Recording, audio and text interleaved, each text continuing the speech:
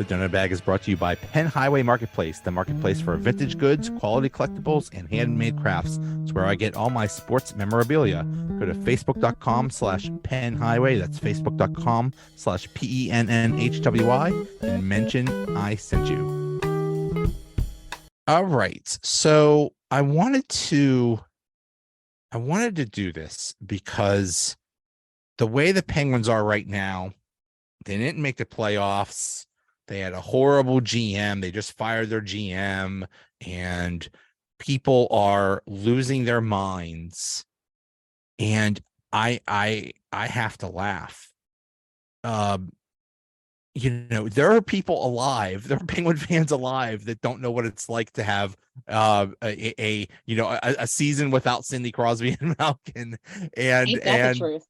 and in a season where, oh no, we were only a few points out of a playoff spot. This is the end of the world. Oh my God, what do you mean? What do you mean we're not going to the playoffs? Like, come on, people. Look at when you look at just in hockey, how lucky we've been. Oh my God. Yes. No, not just the past, 16, 17 years, but basically the past 40 years, starting with Mario, that we have this amazing team and that's been good almost every single year. It's just amazing. Yeah, we're so spoiled. And what their playoff streak was, 16 years or whatever. Like, look in any sport. That's so rare. Right. I have to laugh too, like at the Pirates fans right now. Like, I know it's frustrating. The Pirates are frustrating, but I mean, we have the Penguins in that streak. We've had the Steelers are good almost every year. The Pirates are really entertaining this year. Like, and they've got cuts and people are interested again. Like, we're just spoiled here in Pittsburgh. Very spoiled. We're very lucky. We're very lucky to have three teams that are good or almost good all the time. A lot of places don't have that. Exactly. Go to Cleveland. Ask them how it is to make the playoffs. It's a rare thing there. Yeah, it's not as common as some people want to think it is. Like you said, people that have never known anything different. Yeah. I just feel like saying, stop. It's not been that way for all the time. Yeah. So I just wanted to highlight some of the highlights of the Crosby-Malkin-Letang era. I want to start with Crosby's first year. First of all, them getting Crosby. I still remember exactly where I was when they announced. Me too. That they were getting Crosby. It was a crazy thing because they had just had a strike which wiped out an entire. No, wait, was that when that wiped out the entire year? Yeah, they wiped out the entire year so that there was just a special lottery. They just did a lottery to see who would every team. I remember the little ball. Yeah, I remember there were little balls, and every team had a chance. And the Penguins had like a slightly higher chance because they basically sucked so much. At that point, all they had was Fleury and Orpik, and I think that's it. So they get Crosby, and it's Crosby's first year, and he broke all kinds of like rookie records, but still, and you knew he was going to be special. But that was a team that was like Mario's last year, and it was like Mario's buddies. It was not a very good team. And I forget, they were able to draft Malkin, but I don't think they got Malkin yet because he didn't come right away because of issues with like international issues. I do remember. Yeah, he was basically stuck in Russia, and they like kind of tried to force him to stay in Russia. It was really, and he had to sneak out. Yeah, I remember that, and crazy stuff when you think about it. Yeah, crazy stuff. Then I don't remember when Letang showed up. I think Letang showed up maybe 2 years later or something like that, or a year. I thought it was the next year after Sid. Maybe. I could be wrong. Yeah. So their first playoff series was in, I believe, 2006, 2007, and they Ottawa. It was against Ottawa, and Ottawa beat them. That was like that loaded Ottawa team with like Spezza and Alfredson and Right. they had that. Carlson, which Carlson it was, yeah. Yeah, they were really loaded. And then in 2000, and then the next year they went all the way to, that was the year they went against Detroit. That was the year 2000. Yeah, 2007, 2008. That was 2008. Yeah, that was definitely 2008. Yeah. That was the year they got Marian Hossa. And Yes. I was there at that game they lost at the arena. Oh, it was so depressing. Oh, that had to hurt. Oh, it was awful. It was awful. Just sitting there and it was 3-1 and then it was 3-2 in the third period. And the Penguins were so close. And the goal was like, the puck was like crossing the line and going in the blue paint. And you're going, it just needs to go in. Like you just had that feeling if we'd had 5 that more was minutes. I think it was Hossa's shot or something like that. Yeah, exactly. It was depressing. Yeah. Yeah. And to see them win on our ice. Oh, that was not fun. That was yeah. Not fun. I won't admit how like I really wanted to like throw stuff and boo. I didn't, but there's part of me that was like, I can't. It's hard. It is. It was terrible. It's hard. It's hard. That was just heartbreaking. I remember Sid was just like on one knee, watching them, and like, it's just heartbreaking when they win. I mean, you never see that in like, in football, the championship is played on like a neutral field. So you don't have to worry about the other team winning on your turf. I guess it could happen in baseball or basketball or whatever, but that was just, yeah. It really was. That just hurt. It did. and that was still, Michel Therrien. Yes. That was his team, and that was, it's still impressive. Oh, that's right. Yeah. To take him to the Stanley Cup final, and then in the 2008-2009 season, when did they? Okay, so that was all the way in February of 2009 that they fired Therrien, and they got Bilesma. Yeah. They were actually 5 points out of a playoff spot at the time. They get Bilesma, and then they start making a bunch of moves. They trade Ryan Whitney for Chris Kunitz, and that was a biggie. Yeah, and they got Bill Guerin from the Islanders. Another biggie. That team also had Rob Scuderi, Mark Eaton, the piece. That was so funny. Do you know that? Do you know that God, who is he? The Machine. That comedian. Who the heck am I thinking of? Brooke Kreischer. Same kind of a same thing, because Scuderi was called the piece basically because of like a mess up in translation, like between some Eastern European or some foreign language thing called him the piece. And so and the same thing with Brooke Kreischer. He was on this Russian train, and he was talking to Russian gangsters, and he said, hello, nice to meet you, my name is Bert, and somehow that got translated to I am the machine, and I'm like, oh, we love you, you're the machine, cool, hey. So yeah, I love this. Rob Scuderi was called the piece. Mark Eaton, I barely remember. Was he underrated? Yeah, okay. That team also had Sergei Gonchar, who was awesome. Oh my goodness, I loved Gonch. I was so annoyed when he was getting like fake mock chants and stuff at one point. I thought, like, who are you people show some respect, cheering him? Show some respect. He was so good. Awesome, so good. And that was before they won, and then like, of course, all of a sudden everybody's like, oh, we love Gonch. Well, are you the same idiots that were booing him from the balcony? Yeah. Ruslan Fedotenko, he was a big part of those teams. Craig Adams, I remember he was that scrappy like fourth liner. Tyler Kennedy. Bless his heart. He tried. He was. He was. If you needed someone to shoot the puck right into the goalie's chest, Tyler Kennedy was your guy. Well, that's true, unfortunately, but yeah. So after Bilesma, and I think, I mean, Michel Therrien was he was good for what he was, but he was also like really hard on them, and I think they just tuned him out. I think they were just like done with somebody yelling at them all the time. It doesn't work with everybody. It doesn't. It doesn't.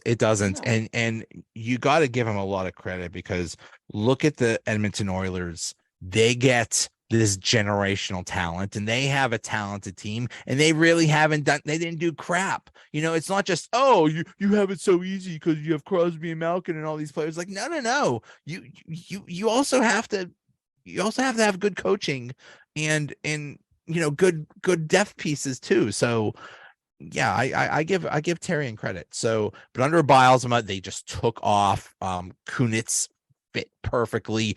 Billy Guerin fit perfectly, and There was Mike Rupp. We had a bunch of people that Mike year. Rupp, There were yeah. some like character players, some character guys that really just bought. I fully believe chemistry. I believe that's why Edmonds is not going to win anything anytime soon, because chemistry is so huge. I'm sorry, I'm not a McJesus fan. I'm just going to go right there and say it. But that chemistry, it's like when Bilesma came and they got those other miscellaneous pieces to the puzzle, everything clicked. I mean, you felt it in 1991 when everything clicked. You can just tell. It was such a cool feeling. 91 was also amazing. They traded Colin and I think a couple other people for Ronnie Francis and Ulf Samuelsson.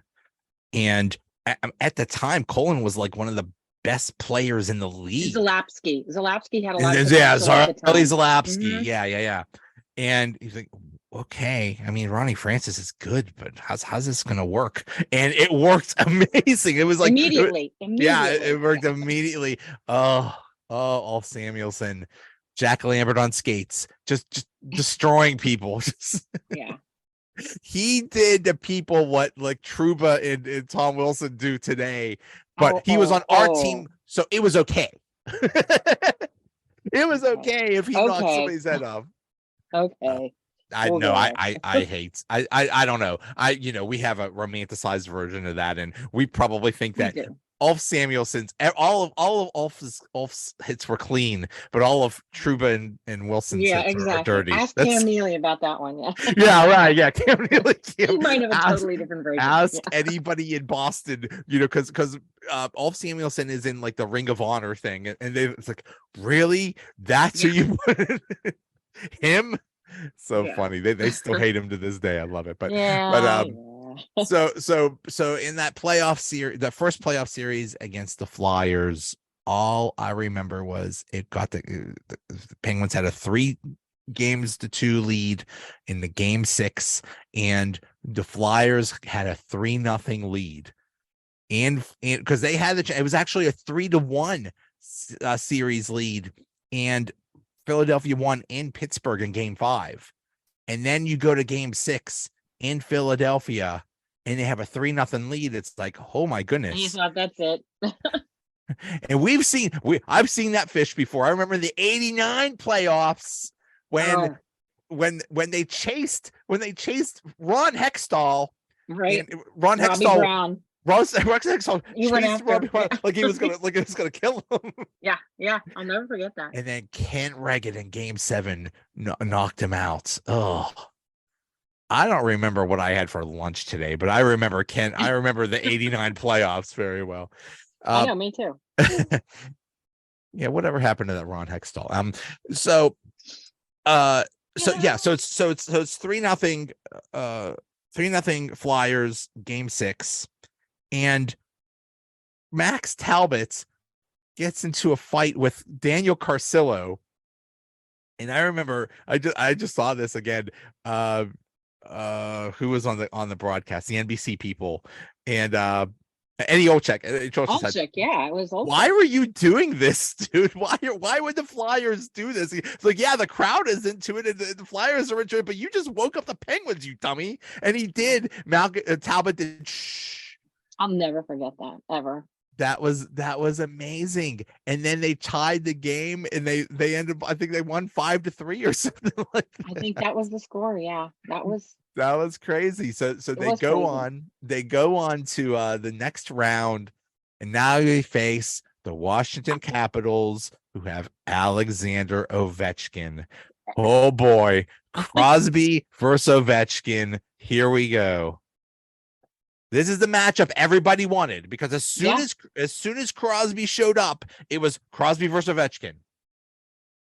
Here we go. And I remember in game 2, it was Ovechkin scored a hat trick, but so did Crosby. Now the Penguins lost that game. Yeah, crazy. Yeah. But the other thing I remember is that went to 7 games.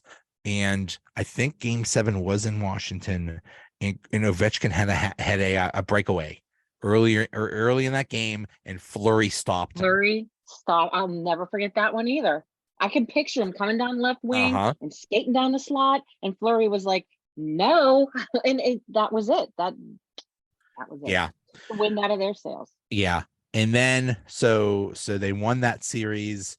And then they go on to the Eastern Conference Final against Carolina Hurricanes. And I remember that was a rout. And I remember at that time, Malkin owned that series. And he was on fire that entire playoffs. And my favorite moment from that series, though, I'll never forget it. And the Penguins, I think we had the game easily, not easily, but in hand. But Jordan Staal came down and scored a shorthanded goal. And I think it was the second period, and everybody was crazy anyway, but he came down and scored that shorthanded goal, and you just knew, this is different. This is we're going to win. I remember that was the moment I felt like we're really going to win this year. I can picture that goal yesterday, and the goal that Malkin had, the one that he just came down and right up. He was behind the net. He comes by and just does this flip thing. Yeah, yep. It was I'll never amazing. Amazing. Me too. That was a Jordan Staal. God, what a great pickup. Oh God. He was everything they needed. He was that perfect. You already had Crosby, you already had Malkin, and then you had Staal, the third line center, who basically had the wingspan of a pterodactyl. Just this big, tall dude with this huge wingspan. Did I ever tell you I saw him in Pamela's in Oakland one time? No way. I did. I when I was at Pitt, I went in one day, and he was sitting right there across from me, I guess with his girlfriend. He didn't even fit in the booth. Talking about how big he was just big and lanky, and his legs were sticking out from the poor guy. Table. I know. I was like, this kid he's just a monster. He was huge and nice, really nice kid, but I can picture that clearly. Such a big, lanky kid. And he was just a kid, and he did so much for the team. I'm trying to see how tall he is. 6'4". Yeah. I mean, I would have even guessed higher. I can just picture him in that booth looking like they crammed him in there. Poor guy. Know, right? Just wants to eat it. It's especially in those crowded restaurants where they stick in as many tables and chairs as they can. Exactly. It looked like they wedged him into that little table. Needed the jaws of life to get out of it. Exactly. So they take care of Carolina, and now we have the rematch against the Red Wings. Oh, and by the way, who we were talking about a minute ago, Marian Hossa, he decides to go to the Red Wings because he said they have a better chance of winning. Ugh. Yeah. Bro. Talk about satisfaction. I don't want to hate on a hockey player, but so much satisfaction. So much. I've never heard of that in sports. I've hardly ever heard of that where someone said, I'm going to this team because the current team doesn't have a good chance of winning. I'm going to the team that's going to win. Bro. Oh, talk about motivation. Oh my goodness. Well, yeah, he motivated the Penguins with that crap. So He sure yeah, did. He yeah, he sure did. did. So so but the first two games were in Detroit. They win I games went to one game and one. two. Yeah, You were at game one I was too. at game one and game seven. I How? told you that, haven't I? Wow. Yeah, I was like, I was going to anything, Joey. The minute that hat came up, I was like, getting tickets. I'm getting tickets. I don't care what I have Wow. to do. Yeah, How many in game one? How many were there? There couldn't have been that many Penguins fans. there were some. We had a little encampment there. There were Okay. some of us. Yeah, it wasn't Interesting. too bad. Interesting. Okay. Yeah. Yeah. So Detroit wins game one and game two. It's like, oh boy, here we go. Maybe Marion Hossa was right. I don't know. But game three, they win. They win in Pittsburgh. They win 4-2. Game four, another Jordan Stahl shorthanded goal. Because Yes. not only was he a great third line center, he was a beast on the penalty kill. Huge. Yes. Oh, so good, so good. So now it's tied 2 games, back to Detroit in game five, and the Red Wings And destroy him 5-0. and what the heck? I remember, don't you remember watching that game thinking, what the heck is going on? What happened Like, here? where did this come from? Yeah. What's that? What's that Simpsons thing? Chuckles, I'm in danger. So yeah. That was So weird. so game six in Pittsburgh, another huge Jordan Stahl goal. Yeah. And my all-time favorite, Mike Lang saying, and I'll meet you in the schoolyard, baby, for all the marbles on Friday night in Detroit. I love Mike Lang to death, and that is my favorite thing. I love it. So now here we go. Game seven. So when did you get the tickets for? Because that was, I think, a Wednesday night or something like that. Game six and game seven was on a Friday. Well, the minute they won the Kane series, me, my sister, and two of my friends, we were all like trying to get tickets. Okay. So we got game one, and I went with my sister, and then game seven, I went with my two friends, and Okay. one of them I think got through. But the minute we won that series, it was Okay. get tickets. So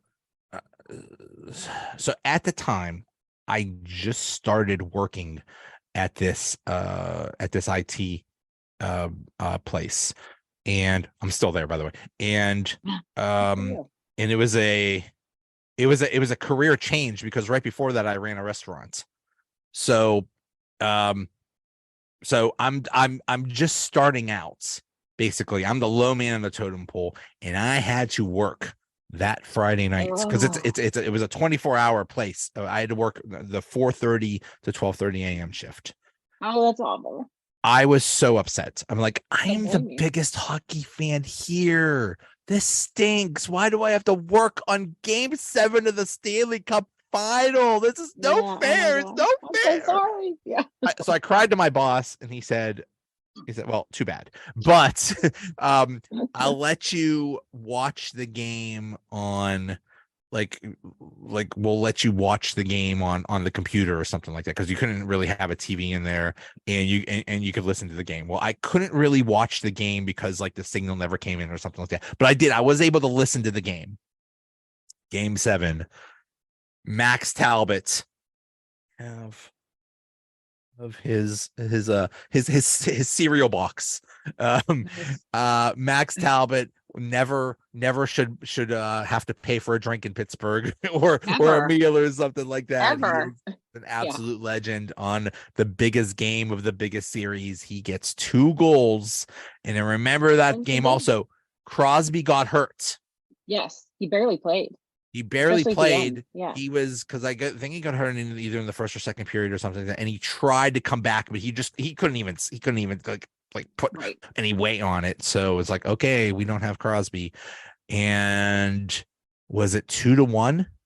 Going into the third period, Detroit scored. I'm like, oh my god, they just need 1 goal. Oh my god.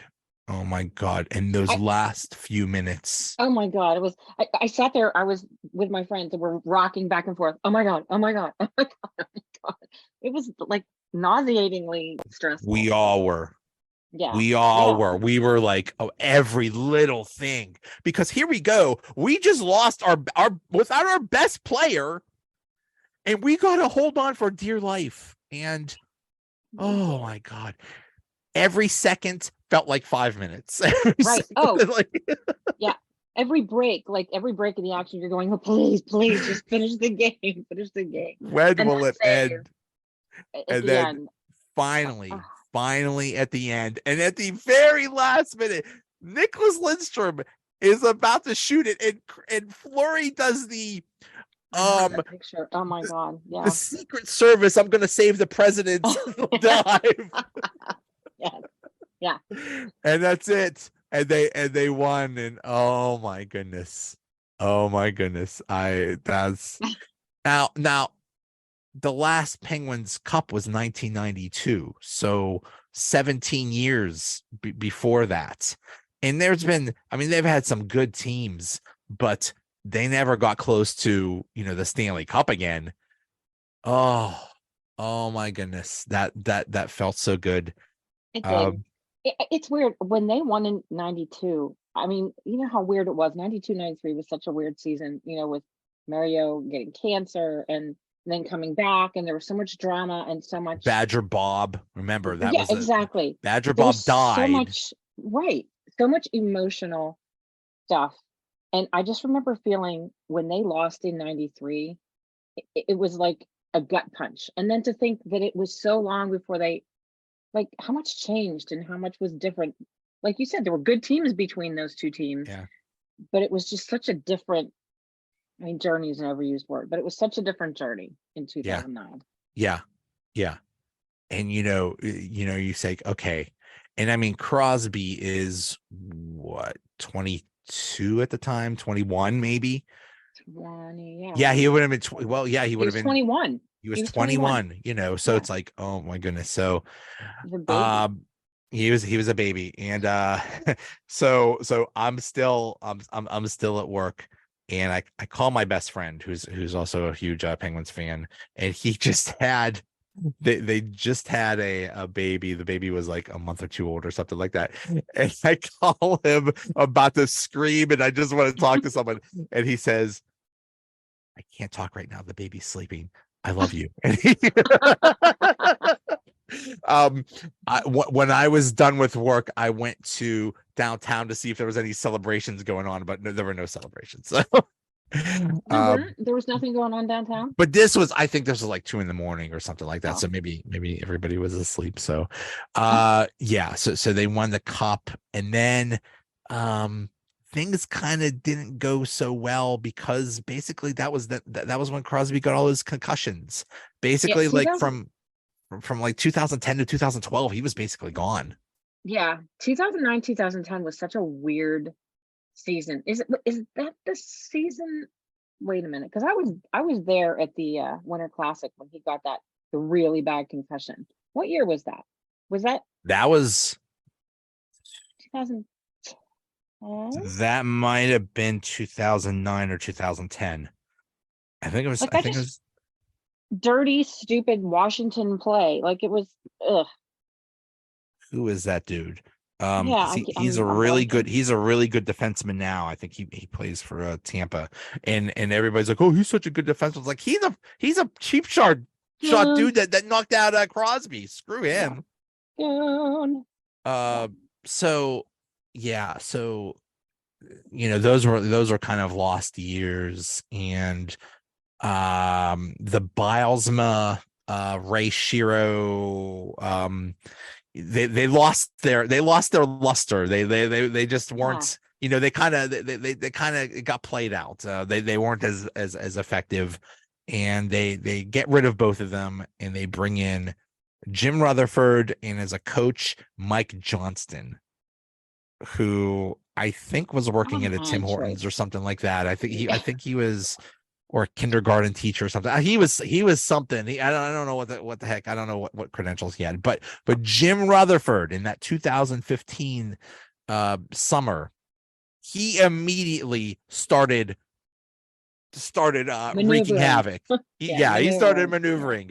First thing he does, he trades James Neal, who was like a 40 goal scorer, gets rid of him and brings in this Patrick Hornquist. Like, what are you doing, dude? How do you get rid of James Neal? Clearly knew what he was doing. That was a big move. Huge move. That was a big move. Oh wow, I didn't realize I have a James Neal bobblehead, but it's of him in Nashville. Yeah, it's like what do you do? Why do you like? He was basically their Chris Kunitz. He was, even though Chris Kunitz was still on the team, he was still like, he was a perfect person that they needed. And then and James Neal, just talking about James Neal, like I remember loving James Neal. I have a James Neal jersey of my 9 million jerseys in there, but it's like when Bylsma and like when things started to go south with the attitude, I feel like Neal was right in the middle of all that too. It's like he had an attitude. He did. He had an attitude. He did. And thank God that Jim Rutherford knew to dump the attitude and bring Hornquist in. And we talked about before about chemistry and depth and stuff. Yes. The chemistry just wasn't there with him. No, it wasn't. And Hornquist was the perfect person for chemistry. And then July 1st, I forget who did that trade, that tweet. It said Kessel to Pittsburgh in a multiplayer deal. We got Phil Kessel. Like, Phil the Thrill. That was basically Marian Hossa 2.0. Like, how did we get this guy? And the poor guy, he was good in Boston, and then he was okay in Toronto, but God forbid anybody. Toronto is just it's a hockey hellscape. I wouldn't want to play there. I feel bad for anybody that has anything to do with playing in Toronto, just because they put so much pressure on everybody. Any player, any coach, any GM, it's like you better deliver. You better give us. We better win every game 20-0, and we better win multiple Stanley Cups, or you're going to hell, and we're gonna torture you. It's ridiculous. It is. I agree.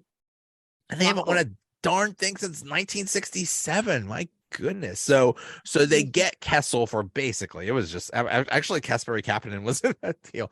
I know, it's kind of weird to think about. Yeah. Another player they acquired. This was who was his name? Brett Suter. Brett, I think remember Suter, who was basically after Stahl left, he was supposed to be the third line, the answer for third line center. Yeah. Is that the right Suter? I know who you're talking about. Yeah. Or maybe I have the wrong Suter. I don't know. There's so many of them. I know. There's Brandon Suter, maybe. I don't remember. I know. But anyway, he gets traded to, I believe, Vancouver for Nick Bonino. It's like, okay, interesting. And Bonino didn't do crap during the regular season. Well, he for a lot of towards the end he did. Yeah. So they have all these pieces. It's like, okay, cool, but everything's bad. Turns out, being a whatever the heck Mike Johnston was, not a good thing, because the guy was sucked. The guy was just not the coach. He was not a good coach. Yeah. They fire him in December 12th. This is another thing I remember exactly where I was, because my daughter, this was 2015. So my daughter was in 8th grade, I think, and she was in the marching band, and she was playing. She did some recital at school.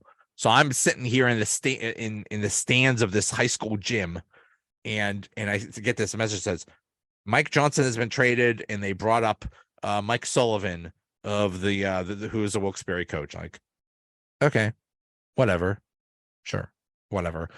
And immediately, Mike Sullivan, coach of the Wilkes-Barre Penguins, he brings up half the team. Well, not half the team, but he brings up like 4 key guys: Connor Sheary, Jake Gensel, Brian Rust, and I believe also Kuhnhackl. That sounds right.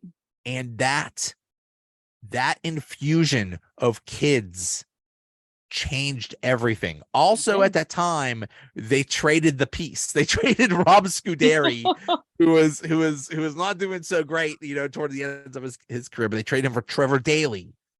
That was huge. They also in February they also traded for Justin Schultz, and right at they fire they bring in Sullivan on December 12th. December 14th they trade for Carl Hagelin, another huge piece. Needed that speed. That was I loved that trade. I was like, oh, okay, this is happening now. Yeah. And just because of the kids, because of the new people, because of the coach, it just all takes off. And then Malkin gets hurt. Oh crap, what do we do? Oh no. Well, okay, fine. We'll move up Bonino to the second line and we'll him with Hagelin and Kessel. Hagelin, Bonino, Kessel. HBK. Yeah. And it takes the world by storm. Yeah. That was so much fun. That was so cool. That team was amazing because at the time you say, okay, we're light and we're fast, but we don't have any size or toughness. So obviously we need to get size and toughness. And Rutherford says, you know what? Actually, no, we're going to get faster. Let's get Hagelin. let's get lighter and faster. And that made all the difference. Great move. They literally, because at that time, every other team was trying to get big and tough. Right. And the Penguins, that team basically skated circles around everybody. They did. That's exactly around every other team. Nobody knew what to do. Nobody could handle it, especially HBK when they got together. That was just magic. It was absolute magic. I agree. So much fun to watch. And then poor Malkin comes back and it's like, we'll try to find a spot for you, but we're not breaking up the hottest freaking line in hockey. That's for sure. So so they head to the playoffs, and Fleury was the goaltender, and he gets hurt. He gets hurt like toward the end of the season. Like, oh crap, what do we do? We just lost our goaltender. Here comes Matt Murray, this kid, rookie from Wilkes-Barre. And I think he played like the last 9 games of the regular season or something like that. Was it that many? I didn't even think it was that so. Many. Maybe not. Ooh, maybe not. But maybe he didn't. Maybe he didn't even play that much. It was, but he played at the end. But then he gets hurt.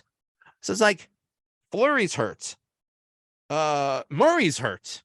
What do? We got to go to our third string goaltender to start the playoffs, Jeff Zatkoff.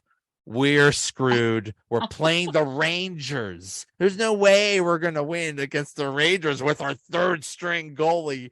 And we get Mr. Game 1. Yeah, that was pretty cool. That was quite a memory. That was something. That was so cool. Now remember, this is a team that I think the year before they played the Rangers in the playoffs and got killed in the first round.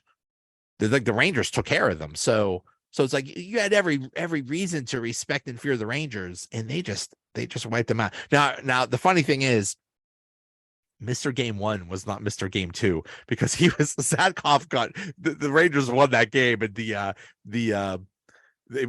clock struck midnight and Cinderella went back to yeah.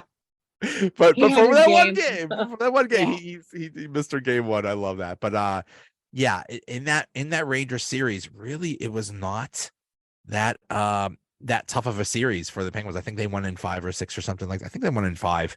And you could start to see that they were scoring goals like crazy. They were scoring goals at will, and Murray came back and he was on fire also.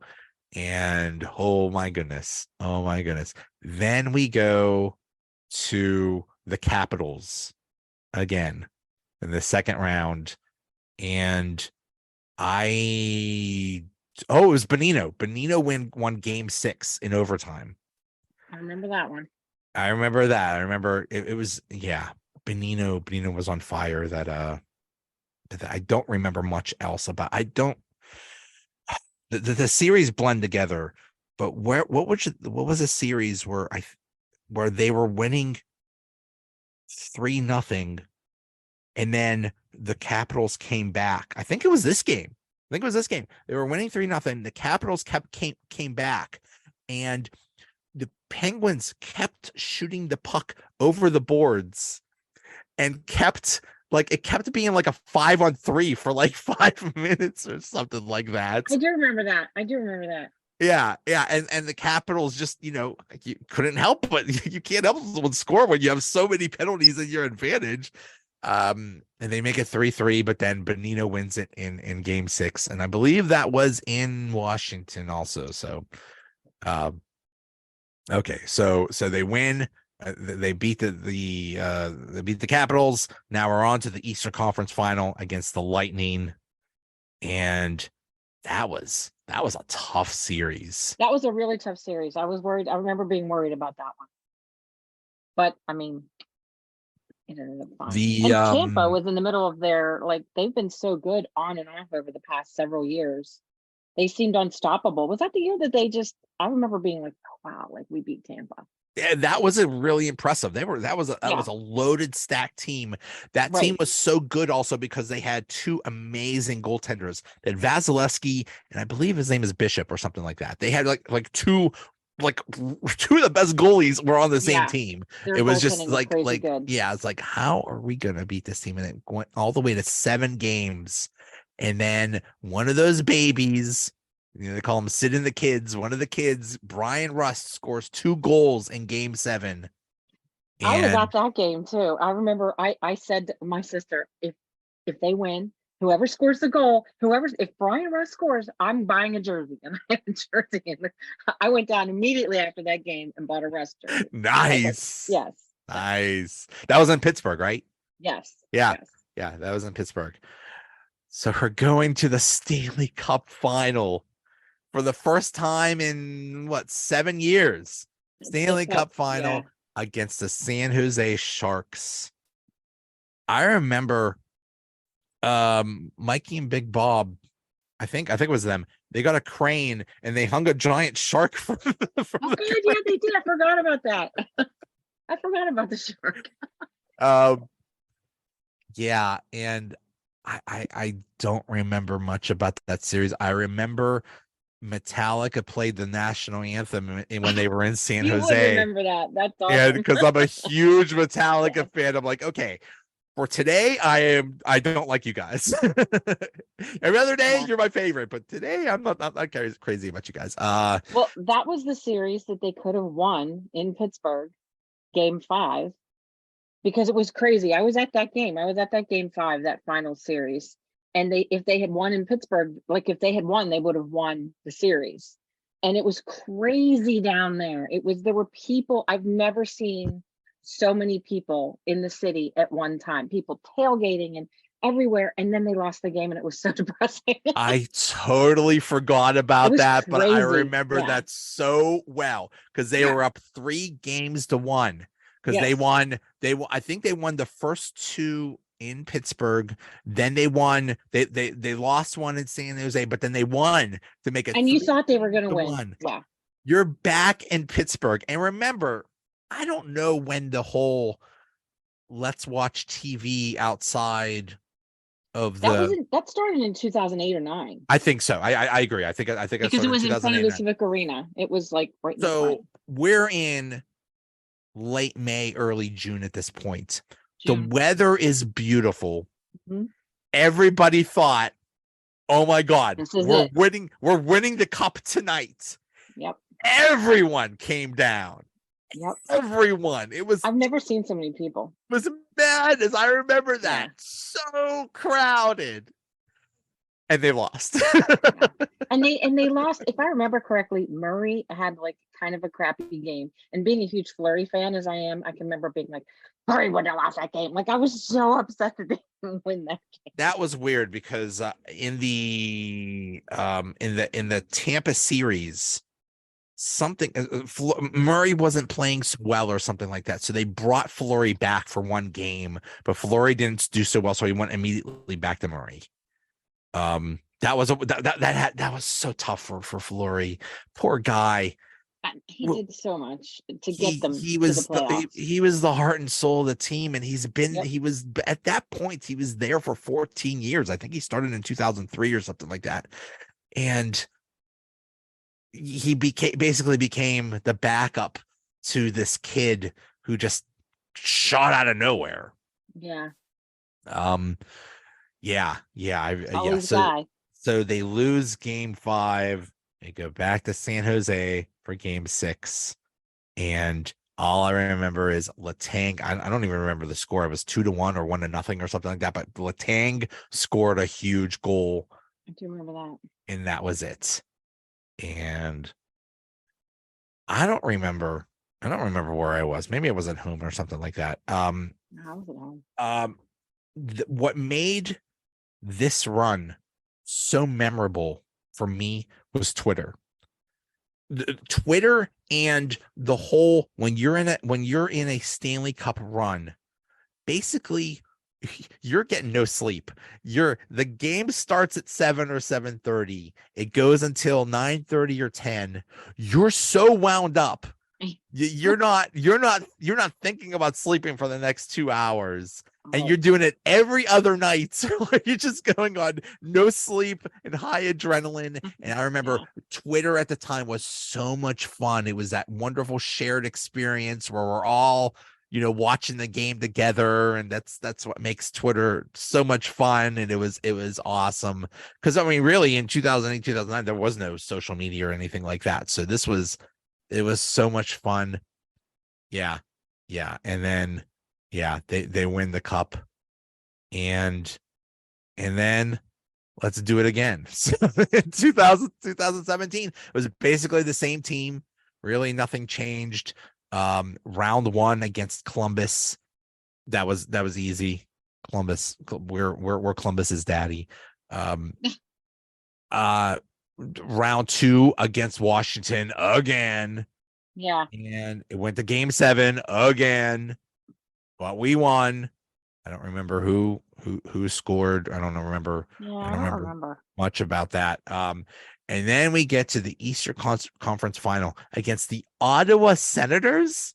Which was weird. I remember that being really weird. Like, how'd that happen? It wasn't that good of a team. They were like a basically like a trapping team that hoped to win every game like 1-0 or something like that. Yeah, like old school from like the mid 90s style. It was a very strange team. Yeah, it was like gone that far. It was like the New Jersey Devils or something like that. Like from 96 or something. Yeah. Boring trap hockey. It sucked. But dang it, they almost won the thing. It took them to game 7. Yeah. Double overtime. It was grueling. It was very grueling. Were you at that game? No, I don't. You know what? I don't think I was, and I don't know why. We get to double overtime, and we get Chris Kunitz, who at this point is kind of on the end of his career, toward not as great as he was. I mean, he was like the guy in 2008, 2009, and maybe even the year before. But now he's just a depth piece, and he scores this knuckling puck that gets through, and they get to the Stanley Cup final. That is one of my favorite memories of all of these, is that goal. That's cool. I think just because of the emotion and because of what it meant, it's like, oh my God, this is the game that clinches us going to the Stanley Cup. It's so cool. So and then you have the Stanley Cup final against the Nashville Predators, which was another weird. I remember they had PK Subban. I remember that was the only other player I remember from that team. And what did he say, that Sid smelled or something like that? Or some weird comment. Yeah, there was some weird PK Subban comment. I do remember that. Stupid thing. And that game went to 6 games, and game 6 was in Nashville. Again. On the road. In my lifetime, sometime we're gonna win this thing at home. And I I don't know how often they did this, but they had a viewing party in PPG Arena. I do remember that. And the thing was almost sold out because me and my wife went. There was that arena was almost sold out to watch TV. So Yeah. to watch, but it was fun. It was so much fun. I'm sure it was. Mikey and Big Bob were basically like hosting a party. It was basically just one big party. It was a lot of fun. I think tickets were only like $10 or something like that. It was really cheap. And yeah, they won it on Hornquist. Just Hornquist, just a lucky, getting it in off the goalie's body, and then they got an empty net goal, and that's it. They won the Stanley Cup. They won 2-0. I remember the score was 2-0, but I remember Hornquist, but it was, I don't know. I do remember the game. I watched the game, but I wasn't down there. I should have been down there. That would have been fun. It was fun. It was fun. It was fun. Yeah. So second cup, and then the next year they almost did it again. They almost did the three-peat. Got close, but this time Washington got through. And you know what? People trashed Ovechkin and people trashed the Capitals. It's like, oh, he doesn't care about winning and stuff. It's like, no. It wasn't that he didn't care about winning. It's that he just kept running into those Pittsburgh Penguins teams that stopped him. That's all. And they didn't hit the Penguins that year, right? They didn't play the Penguins in 2018, did we? Yeah, they did. Did they play the Penguins in 2018? Why am I mixing up the years? They finally beat the Penguins. That's what got them to the conference final. Yeah. Okay. Yeah, I'm mixing up the years. That was not fun. So yeah. Ovechkin. Remember that commercial? With Sidney Crosby and Ovechkin? Yeah. Ovechkin.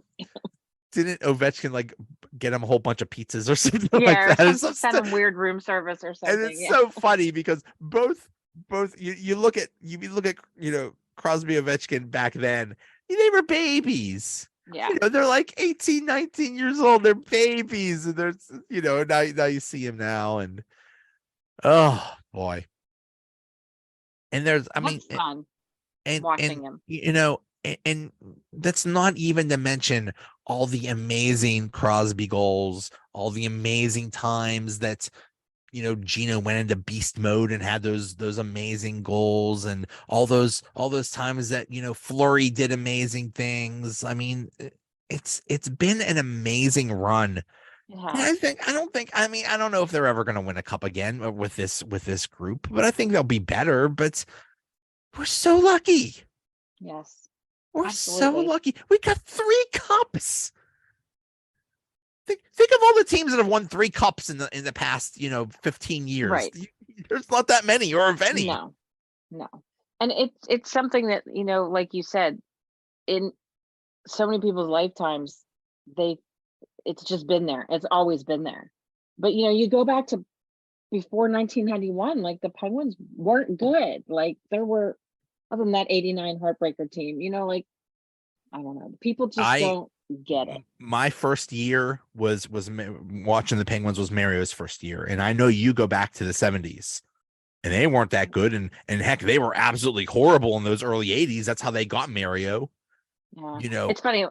When we were talking tonight, I was going back in my mind thinking of different games that meant something and were a big deal. And there's individual games that things happened, but there wasn't even the possibility in anybody's mind that they could, hey, this might really happen. We might really have a championship team until when was that? Was that like in the 70s and 80s? Well, yeah. I mean, like I was writing down that I remember the first time I ever saw the Capitals play when they were an expansion team. The Penguins beat them 12-1. I'll never forget it. It was probably 1975, 76, something like that. I'm not sure what year the Capitals started. Like I remember a game in 1972. Was it last year that we had the 5 goals in however many seconds, and it had been since 1972 since that had happened. I was at that game. Like, but those were standout individual games. Like I remember we had the century line in Pronovo, and I loved Pierre LaRouche, but it still didn't have that you never feeling. thought that, like, we're winning the cup or anything like that. Like, I I mean, mean, there you were times hope, where they but made the playoffs. I mean, I right. remember, it was always it was always the Islanders that would mess them up or something like that when they Yes. did make the playoffs. So yeah, Yes. and until Mario, and then even with Mario showed up in '84. They didn't even make the playoffs until 5 years later, and then Yeah. even then it was It it took was until right 91. So it took until getting Yager, and then just getting loaded and getting in 91. Yeah. Gosh. And then they went from not having enough talent to having like basically an so all-star much. team. Yeah. Joey Mullen, who's like one of the greatest players ever, was like on the third line or something like Yeah. What that. does that tell you? Yeah. Brian Trottier, Yeah. he was one of the greatest players. He was just basically a third or fourth line guy. So yeah, it was amazing, but still they went through hell to get those cups in 91 and 92. They That was did. that was They no did. easy task. It is hard as hell to win the championship, It people. is. It is. Even when you have a really good team, it is hard as hell. So do not take it for granted. We are so lucky, and we've been so lucky. So even if they don't win for another 10 years or something like that, I don't care. We've had amazing memories, and we've had amazing prosperity, and we should just be thankful. I agree. And hockey being the setup that it is, you have the season and the season is so long and it's such a hard thing. And then you have the second season. Like it's so much fun. I must admit it's been hard for me having the Penguins not in it this year. Like I've been watching snippets here and there of playoff hockey. It is hard, but there's just my point is that it's the season and then you have this whole big second season and it makes it even harder. And like you said, don't You take know, it for you granted. go, you look at in football, and they start the playoffs like in January, and it lasts 3 or 4 weeks or something like that. Yeah. Uh, you're right. Hockey is A two whole second months, season. Yeah. and when your team is in it and when your team makes a deep run, it's kind of your life. Every other Oh my day, gosh. Yeah. every other day, you are just all you're thinking about is that team, and like all the times that. Do you remember the parallax thing? Remember against the Capitals when the puck crossed the net, but they said it didn't, and it Oh looked like my it God. clearly Yes. did or something. There's Yes. so many stories, Yes. that happen, and you get to know the other team so well. You get to and you hate them all. It's Yeah. it's such a wonderful thing. It's so It you're is. so invested. It's just Good word. it takes up a lot of your life, and it's a wonderful thing, and when it pays off, it's the best feeling in the world. It's just people get mad. It's like, oh, there's bandwagon fans, they just started watching last week or whatever. It's like, yeah, but it's an emotional investment. If you've been putting so much into it for so long, when you win, you get so much more out of it. It is an emotional investment. I'm so glad to hear you say that because I get so caught up in it and I think, what is wrong with me that I'm so caught up in it? But it is. It's you get to know the players and you get to know the stories and you get to know every little in and out of this team does this and this one does that. It is an emotional I investment. also Well remember said. in those early 90s, there was no internet, there was no way of knowing things. They basically, the only time we got any extra things other than what was on like the 6 o'clock news or the newspaper was KBL just started up, and you Yeah, had KBL. sports beat. But I remember the game would come on, and that's when you would find out news like, okay, it's the Penguins against the Devils. By the way, Paul Coffey isn't playing tonight. Like, what? Yeah. When did this happen? It's like that's when you found out things. So I it's it, crazy. it was very different. I went to when the Penguins won in 91, I went out to the airport too. That was another thing I got to do that was really, yeah. When they were winning, like when it was like 6-0, we like called my parents and we're like, can you please watch the kids so we can go to the airport? They came over. But I mean, like you said, there was no celebrating otherwise. It was if you're gonna celebrate with the team, you go out to the airport. It's totally different. Um, I don't know who there was a concert also at that time, at that night. Oh, really? I don't remember that. At Star Lake. Oh, wow. They said that there were like 40,000 people at the Pittsburgh airport. That It was was the old crazy. Pittsburgh airport too. That Right. wasn't that wasn't the new airport. It was absolutely insane. And I just heard Phil Bork talking about it. He's like, they're flying back from Minnesota, and the pilot says, by the way, when we get back to Pittsburgh, there's about 40,000 people that will be greeting you. And the team's like, yeah, right. What are you talking about? You know what? What are you talking about? We lucked out. We were, everybody was just wandering around, meandering, trying to wait for when they were going to come back. And we just happened to be like, the gate that they came in on was like all the way at the end of the one side of the airport. And they got off the plane and there was like glass windows. And we just happened to be standing on the hillside right outside where the windows were. Oh, cool. So we saw the Stanley Cup come off the plane. And Larry Murphy, I don't know if you remember this, but Larry Murphy came out and took pictures. Yes, I And remember that. Yeah. well, I mean, I'm sure you probably can't see us, but like we're right there. We're like, oh yeah.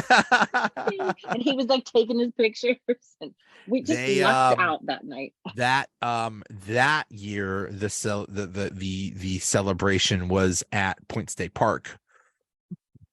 The year after, it was at Three River Stadium. Yeah, were you there? I was there for that one. Yeah, I was there. I still have this little banner that I got. Yeah, and that was a lot of fun. It was. I have a huge regret that I didn't even think of going to the Stanley Cup parade in 2009 or 2016. But when they won in 2017, it's like, oh, I should go. But it's like I was just so busy with work. I couldn't. I think it was like on a Wednesday or something like that. It's like I can't just I can't fake being sick or something like that. Like I was very busy at work. Everybody in the city was sick that day.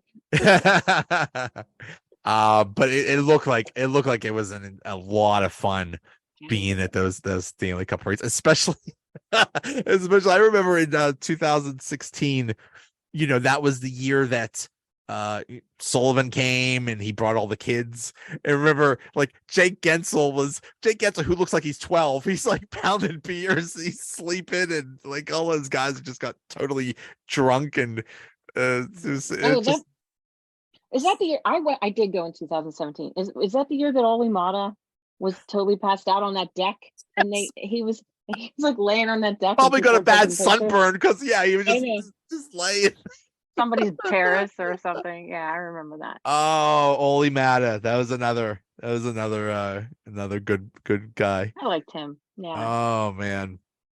All right. Well, I'm so glad we did this. As soon as people started whining, complaining about Ron Hextall and we didn't make the playoffs or whatever, it's like we have so many good memories. We have so many good things to talk about. Let's remember the good times. So I'm so glad we got to do this. Me too. I've been looking forward to it. I'm glad we did too. All right. Hey, I'll see you. Take care. Bye. Bye.